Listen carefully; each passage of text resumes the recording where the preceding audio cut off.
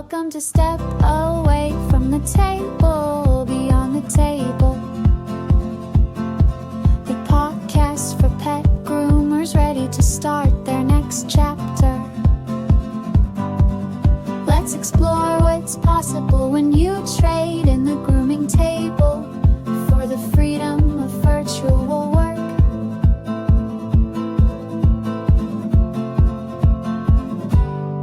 Whether you're done with the physical toll or just craving more flexibility, you're in the right place. We're staying in the pet industry, just shifting how we show up. So take a breath, step away from the table, and let's see what's waiting for you on the other side. Hey everyone, I'm River Lee, founder of the Savvy Groomer and Step Away from the Table, and welcome to Beyond the Table, where we're going to talk about life, work, and purpose beyond grooming. I am here again with fellow co-host for Tiffany Higgins, and we're going to be talking about cold weather or winter blues when working as a virtual assistant, or more specifically, just working from home. So, Tiffany, can you let everyone, you don't need to know what, they don't need to know what city, but can you let them know what part of the United States that you live in and what the current weather is like? Yes. So I don't mind letting you know I'm in the Berkshires. So a lot of people have heard of it. It's very cold, snowy, What icy. part is the Berkshires in for those that are not familiar Oh, with? sorry, New England, Massachusetts. So the really good weather. Still ever hunt her husband's hunting and like cold weather stuff behind her, right? Exactly. So, can you tell people like what a typical winter's like in your area? Yeah, so I mean, lately it's been very weird, like where we get not a lot of snow, then a lot of snow, but consistently it's been like you just get a lot of snow in New England, like there's no getting away from it. You might get ice storms, windiness, just kind of brutal winters. Yeah, so maybe for those people, so again, like a lot of snow is super subjective. So for me, um, I'm in Rhode Island, specifically on what's called Aquidneck Island, which is a little island that there's two bridges off, so I'm not trapped. But we have Newport, Middletown, Portsmouth. And what's really important about that is that we have some very mild winters for Rhode Island versus where my mom and where I grew up, which is Warwick, Rhode Island. Um, it can easily be 10, 15, 20 degrees colder over there. They can get 20 to 40% more snow up there, so it's really important. But I would say, like, I wouldn't like we got a small snowstorm here and we got like half a foot, so we got like 6 to 12 inches maybe. I would say, normally here on Aquidneck Island, we'll get, if we do get snow, it's like a dusting, or we'll get like a foot, half a foot. And then for us, a bigger storm would be, I would say, 3 feet plus. And that would be snow that's both fallen and then it stays accumulated. We don't often have snow that lasts more than like a month or two. We do get snowstorms where, again, we've had like 5 feet fall in a weekend, but I would not say that's the normal. I would also say like our average temp is in the wintertime, I'd say like 30, 32s. We do get a really cold breeze. So like right now it's about 25 degrees, but we have a wind chill of it's about -5 Fahrenheit. So it's been really brutal. Like it hurts to go outside, your fingers hurt. I actually prefer it when it snows though, because then it's more, I don't want to say moist in the air. I know a lot of people don't like that word, but like we tend to have very dry winters, so like your hands will crack, your lips might crack. I personally get a lot of nosebleeds in the cold winter.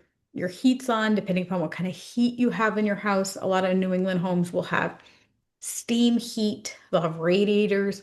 I think if you generally have heaters that are electric, that's even more dry. It just depends on the age of the home. Most of our homes have crappy insulation because they're old. Like my house is built in the 1800s. Its windows are crap. There's terrible insulation, like drafty AF. So, and I know you own your home, so you've done some upgrades, but it's still not a brand new house like some of the places in the rest of the country. Exactly. Like we have drafty windows too. Like it's not like a super old house, but it's from the 80s. So like there's some stuff that could use some help. But and we have the baseboard heating, so it kind of like makes the dust and like the I have three dogs with like the dander. It just Yeah. yeah. Yeah. So, I know we were talking a little bit because, for me, and I don't necessarily want to pretend like, I'm a mental health expert, but I didn't realize until I spent time in sunny places how depressed I get in the cold weather. So, for those of you guys that have never heard of it, um, there's something called SAD or SAD, and that is seasonal affective disorder. It's a type of depression linked to changing seasons, usually around fall or winter, low energy, like lack of sleep, lack of appetite. Sometimes that can just change. You could sleep, sleep more, sleep less, eat more, eat less. Loss of interest, treatable. It is generally with light um, therapy, meds, or going somewhere warm. So I will say, as a virtual assistant, I have the benefit, well, I shouldn't say virtual assistant, working from home. I have the benefit that I can run away to warm weather. And I think for my mental health, that's what's going to be my best thing is to be a snowbird of some kind. But Miss Tiffany is having a baby, so I she can't could run be home. away. I mean, listen, I'll trade you. I want a baby. How cute. But, I think it's important for us to talk about the differences between working in, spring and summer for those of us in colder temperatures. So, Tiffany, like, do you want to share, like, how, because I know you shared with me a little bit, and you can share as much or as little as you want, how your mood shifted with the change of the seasons and, how you've been dealing with it. So I'm typically a morning person. Like I like getting up like around 5 o'clock. But even in the winter, like even though I'm a morning person, I feel like I don't like have the energy per se until like 8 or 9 o'clock. And I think it's just because we're human and our circadian rhythm and the light and everything, it just changes. Yeah. And do you want to explain what circadian rhythm is, or do you want me to? I want you to. All right, guys. So basically, circadian rhythm is how our body is affected by the natural sunlight. So, especially a lot of neurospicy people, their circadian rhythm actually is opposite. So that's what someone will say they're a night owl or a night person. My son, so and it's very common in teenage boys, especially teenage boys on the spectrum. Their circadian rhythm is almost backwards, where they have more energy at night. They peak at night, so if someone keeps telling you to be a morning person and you are not, you don't necessarily have to listen to that advice. You need to listen to your body and your natural circadian rhythm. So, very much like Tiffany, I'm at my peak in the morning, especially like 5, 6 in the morning.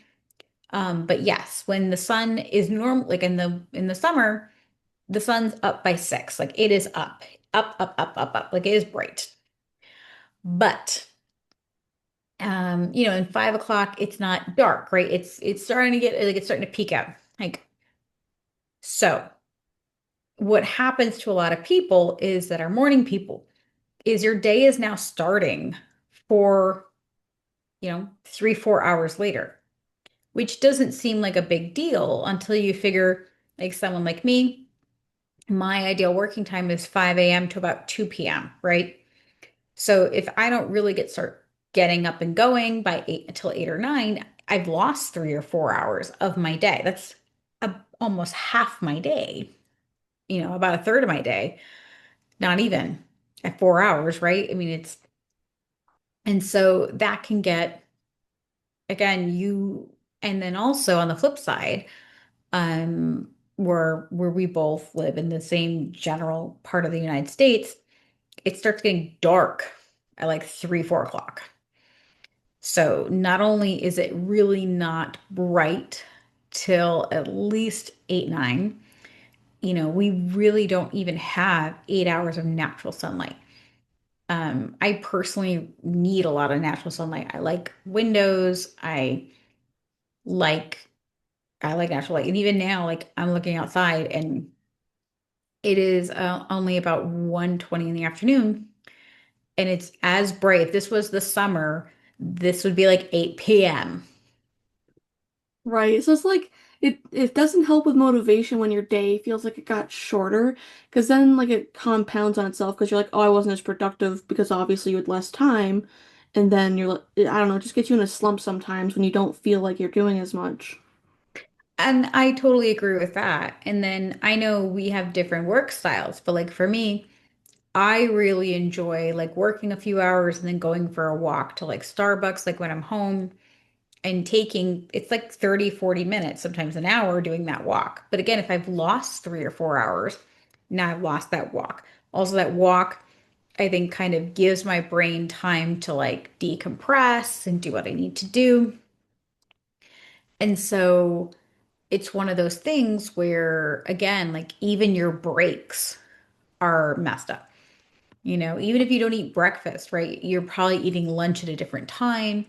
You're probably reaching for more comfort food than healthier food, because your whole body is in that kind of hibernation mode, which, can be a good thing depending upon what you're doing in your VA practice, right? Um, for some of you guys, again, November, December is bullshit crazy and your supervisor needs you a lot of hours. And then maybe in January and February, they're like, hey, we have less stuff, so we're going to take it easier, right? And if that's the case, and then you might be able to, for better, or for worse, right? You might be able to do something, go away, spend more time, but probably not. So, for you, Tiffany, what do you find helps you, or what are ways that you're coping with this? Because I know it's really affected your mood, and especially being pregnant right now, I Mhm. think you have even less, right? Yeah, like I have less brain power. Like they say that like when you're pregnant, they take some of your brain cells, and I think that's true. So I'm just like learning to be more graceful with myself and write things down. That helps me a lot, writing things down. That way I don't have to like remember in my own brain like what I have to do. Taking breaks has been really helpful. Before I used to be able to power through something. Now I've learned that I just really need like to step outside for a minute and then come back and I feel like a little more refreshed. That seems really good. So, but do you actually stand outside in the cold weather? I'll walk to the car and take a drive. That's fair. Okay, I was like, you're hardcore, but No. my son is that typical New England guy. So if you guys don't know, like one of the like memes is like a guy in New England wearing like shorts and like drinking iced coffee. Like if I let him, he would drink iced coffee. And like we went for a very short walk the other day, and it was bad. Like it was bad. Like it was like -5 wind chill. And he's like, let's go for a walk. And I'm like, okay. And then I was like, what am I doing with my life? I'm like, this is not good. It was a 30-minute walk from hell. But he literally wanted to wear shorts. He had his coat open the entire time. No hat, no gloves. I'm in a hat. I have gloves. I have 3 layers on. I have like pants with leggings and like wool socks, and I'm freezing.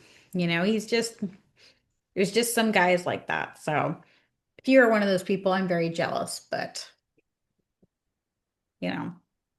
But besides, maybe changing up where you go for a drive, do you find like your workflow, like do you have to work different times? Do you have to work different days? Like, are you finding that like you're doing shorter days and more days? Like, what are you finding with that? I'm thinking, I'm doing shorter days because I'm starting later. Like I've tried being productive at 5, like I used to be, and it just like it's very slow going. So I'm like, okay, I might as well just give myself the time. That way I'm actually productive when I'm working. And then I'm usually brain dead by like 2, 3, and it just is what it is. Yeah, and that makes perfect sense. I personally also find that after 2 or 3, like I might be able to finish up some things, but unless if I take a nap, which sounds sad, right? Um, like I'm kind of spent. And that doesn't matter if I started my day at 5 or if I started my day at 9. Either way, like 2, 3 is my slump. My brain is like, nope, we're done. In the summer, I think it's also easier to like take a walk, take a nap, take whatever, go to the beach, and then feel recharged. Where here, it's like if I finish my day around 2, um, let's say I'm going to eat something. I'm not going for a walk because it's cold. I'm just going to sit on the couch. Right? I mean, let's be honest, like, Hmm. and so there's nothing really to re-energize me. There's no walk, there's no um whatever, insert thing. So I think Yeah. that's really important because it's not just the 2 o'clock slump, but there's nothing to recharge you. And Yeah. I do envy the people that live in California or live in these more warm climates. Um, and I'm sure in places like Florida where they have like the really hot weather, they have similar issues. But again, yes, you can't go outside. Yes. But I think personally, and again, don't come at me, Floridians, I'd almost rather have it be too hot where I can stay inside and have an air con on and keep working as a virtual assistant or somebody who works from home versus having to, because I can still go out in the morning, right? If it's warm out, I could still go out at 5. I don't think I could go out past like 9, right? Or when the sun starts going down between like 7 and 8, I could probably go out and do that. Versus here, you're not going out. I mean, there are those that do it, but I don't know about you, but I'm not going like except to Yeah. walk to the car, like you said. Yeah. I'm not gonna go take a walk like when it's like 5 degrees. No. No, and you're not going to go sit outside and read a book. Like, I think the whole like go touch grass thing is a warm place privilege. It is. So it's kind of just like working with what you got and doing the best you can with the time that you can be productive. And I've actually noticed like it doesn't help me gain any more energy, but I can keep momentum going if I don't sit on the couch like for my break. Mm. Like if I go do like something like household work type of thing, like it helps keep my motivation going. And that makes so much sense. I agree. But it's also one of those things too. It's like the stay-at-home trap, right? Where one of the things that we do as people that work from home, we take on added responsibilities, right? And for you, it's different. That's your partnership. But, it's also it's so interesting, isn't it? Because it's like, oh, instead of like quote unquote relaxing or decompressing, I'm just going to do more work. I'm going to do work to stay in work mode, which there's nothing wrong with. But I do think it's if we can just pause for a second and acknowledge it's such a woman, like a female response, isn't it? Because if I was a man, let's be honest, would ever be like, oh, to stay productive, I go and I do dishes. I'm gonna go do laundry. Like that would never happen. And there's It's so nothing wrong with true. that. Listen, it's just a moment we need to like acknowledge. Like we're in a moment with uh feminism where I think we're in a weird space, right? Where it's like we're a boss, where we're doing all these amazing things, but also we're trying not to get tired, so we do all the household chores that we do. And you're gonna Mhm. have a baby, so you're gonna be tired no matter what you do. It'll be a Exactly. whole different conversation next year with like an 11-month-old, or no, you're doing March, so you have like a 9-month-old. And you'd be like, "How's your winter depression?" You're like, "Depression? I would just like sleep, thank you very much." Yep. And I think that's just how it goes. So I noticed for me, I didn't realize how much my body changes between sunshine and no sunshine. And I do think some people do better in all 4 seasons. Um, I was talking to a friend of mine, and he was saying how he got really depressed when he lived in Florida, actually in Pensacola. And he said it's because his body never knew when to recharge itself. And I don't know if that's a man thing versus a woman thing. Because obviously, I feel like my body every month goes through that cycle. I feel like I don't need 3 months of cold to know when to relax. There's a week every month that I just need to sit down and eat good food and sleep under some blankies. I don't need 3 months of cold to know when to do that. Um, but yeah, I think it's interesting. And I think it depends too if your body is designed for the cold. I don't know about you, but um I don't enjoy the cold. I don't enjoy being outside in like 40, 50-degree weather, 30-degree weather, 20-degree weather. But some of you guys are like, those are big differences. I'm like, doesn't matter.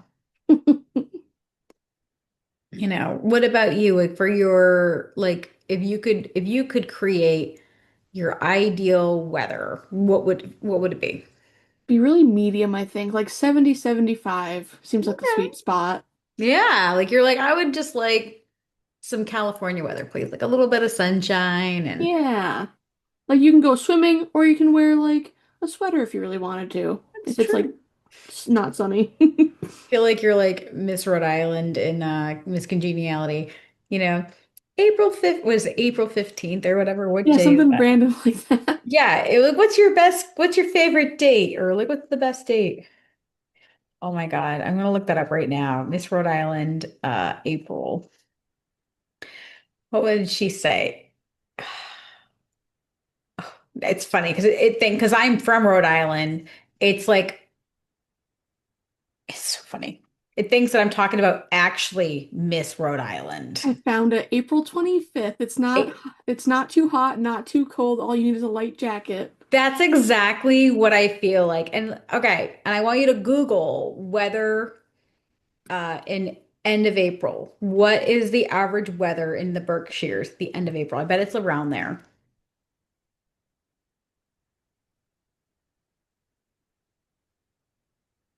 That would be so funny. Oh, mine's not that great. It says, but it's not bad. Spring weather with highs often in the 50s and 60s. Boo. So I don't know about her. I am not a sweater. No. So, but anyway. I think that's enough of us talking about this weather. So I think that we can wrap it up. I think it's all about what you do, how you feel, and there's no right or wrong answer, right? Exactly. It's all personal. It's like, because you might do really well in the cold. It might be like your favorite season. But for a Well, lot of us, we might get depressed. We might be lacking motivation, just learning how to deal with that. absolutely.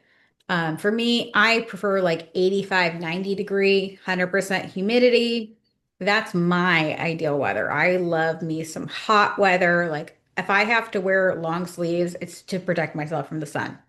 Meanwhile, my son is very much more into the weather of like this. Like he prefers like 20 degrees. Why? I don't know. He's crazy. But anyway, so I want to thank you guys so much for being here with us at Step Away from the Table, Beyond the Table. I'm your host, Lee, and thank you so much for my co-host who has graciously come for a second time. We love having you here on the podcast. We'd love to have you again in the future. Well, thank you so much again. I was Tiffany Higgins, and thank you so much for having me. That's right. Right, guys. Bye. Thanks for joining me on Step Away from the Table, Beyond the Table. If today's episode sparked something in you, don't forget to follow, share, or leave a review. It helps more groomers like you find their next step. You don't have to do this alone, but you get to do it your way. Until next time, take a deep breath and keep moving forward.